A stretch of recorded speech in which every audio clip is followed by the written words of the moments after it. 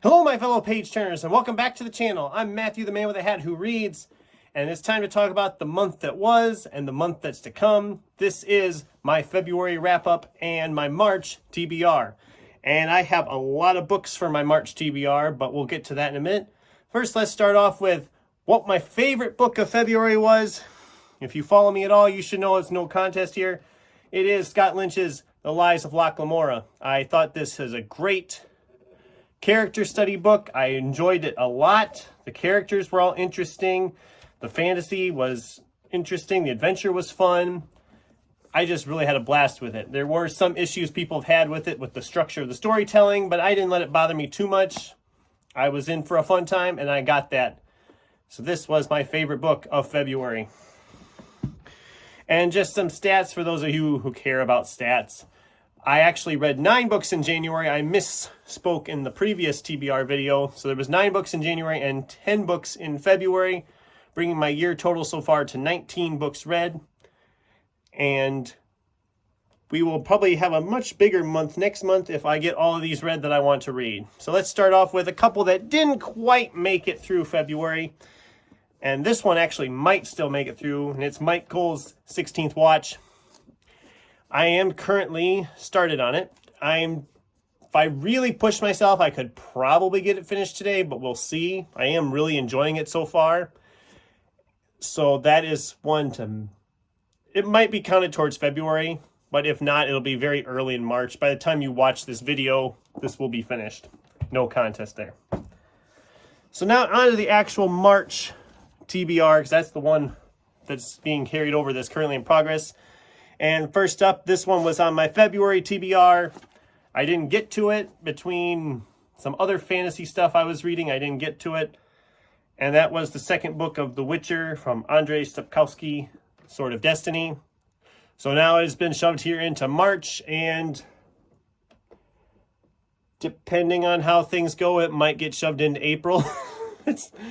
It's too early to tell. I don't like reading too many fantasy books back to back. And I have a couple other fantasy books that are going to be taking precedence over this one. So it might not happen this month. It just depends on how fast I read through some of the other ones. I'm hoping to get to it this month because I really want to get back into this series. It's just not been working for me so far. Now for the actual March books, because those were the carryovers from February. So first up, we're going back to the Neil Gaiman novel reread. Which was going to be every other month. And for March, it's American Gods. I remember really liking this novel when I read it the first time, but it's been 7-8 years since I read this one. So I'm very excited to dive back into this. It's probably the thickest book I have for the month. So that'll make a difference for last month compared to this month, because a lot of these other books are a lot skinnier than this one is. This is the big one. Probably will be starting this one by next week. I have another one I want to read before this one to kind of just get ready for this. And the first one I'm going to be reading for the month probably is Hard Case Crime entry, Songs of Innocence by Richard Alias. I am a huge fan of the Hard Case Crime imprint. I read Alias's previous novel, Little Girl Lost, which was about the same character, private investigator John Blake. I thought that book was okay. It was a lot more of a character study than it was a mystery, and I've heard this one's even more so on that.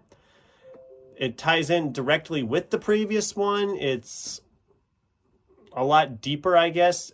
From what I've heard, it gets pretty dark towards the end, I guess. I figured I'd read this. I already had the first one. I enjoyed it okay, but I got rid of it, so this one will probably be joining it in the axe pile. So I figured I'd get this read and move it on, and then I'll go into American Gods for that. So all right, I got a book from the library here, and it's another one I've heard a lot about, and this is Shelley Parker Chan's She Who Became the Sun. I don't know a lot about this. I've heard it compared a lot to like Mulan and the Chinese fantasy adventure type stuff. I've heard really good things. I'm hoping to get to this one very quickly. I actually checked this out a month ago, and didn't get to it in February, so I've already renewed it once. I'm going to be pushing this one out probably first, pretty early on. I'll probably be tackling this one as I'm tackling Songs of Innocence, and then can get into American Gods from there. So this one will be pretty early too. And then the rest of these, it's just going to depend on how it plays out. One I do want to get to is Donnie Walton's The Final Revival of Opal and Nev. This is historical music type book. It's a genre I've found myself getting into, these music about fake bands. I loved Daisy Jones and the Six from Taylor Jenkins Reid. I loved Utopia Avenue from David Mitchell. And this one will probably be on that same vein with a fictionalized band from the middle of the century. I'm really looking forward to this. I put it off for a while, and I don't know why, because I really wanted to get to it. And this will be one I'm really looking forward to, and I'm definitely going to get to it this month. Okay, so the rest of these, I'm trying to clean out my stacks a little bit of some that have been sitting here in a while.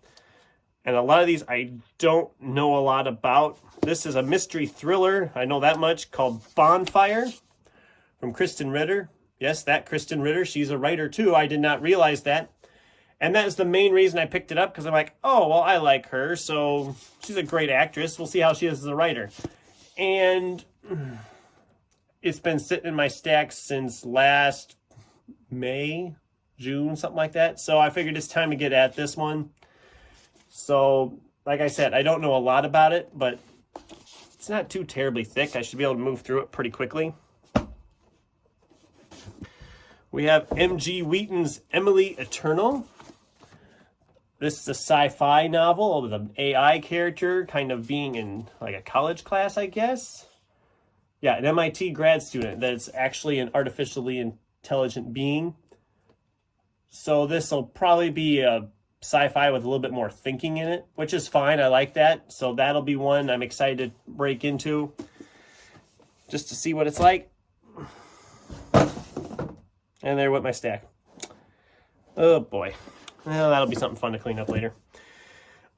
This one's been in my stack for a couple years, and that's Lauren Buke's Broken Monsters. Now, I've read some of Lauren Buke's stuff before, and I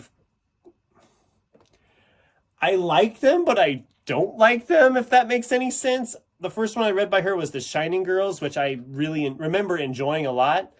And then, so when I read that one, I actually picked up this one and Zoo City both. And Zoo City I thought was well written, but I didn't love it. And I think that's why I didn't go into this one right away. I was worried that it was going to be, I was going to have similar feelings on it. But like I said, it's been sitting here so long. And hopefully I'm wrong. I would love to be wrong. I would love to just crack this one open, fly through it, and just come out like, wow, that was amazing. And maybe that's what will happen, but this has a detective, it's a detective story, and they're finding some really weird, like, bodies when they find these dead people. Like this one they find is half boy and half deer, somehow fused together. And it sounds really bizarre. So I'm hoping that I enjoy this, but we'll find out. It's, like I said, it's been in my stack for a long time. It's time to get it out of here. Another one that's been in the stack for a while, I picked up after I saw the movie. The movie was Leave No Trace, but the original book was called My Abandonment by Peter Rock. This, again, I picked this up just before I saw the movie. And I thought I would love the movie, and the movie was just meh to me. I didn't love the movie. The performances were great. But I already had the book, so I thought I'll read it, but I want to distance it from the movie a little bit. And it's been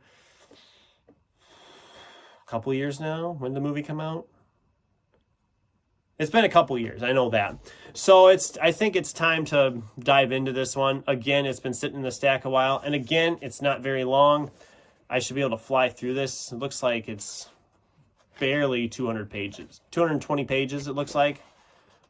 So that'll be a really fast read, I think, and maybe I'll love it. Maybe it'll be better than the movie, or I'll want to revisit the movie after having read the book. So that'll be nice.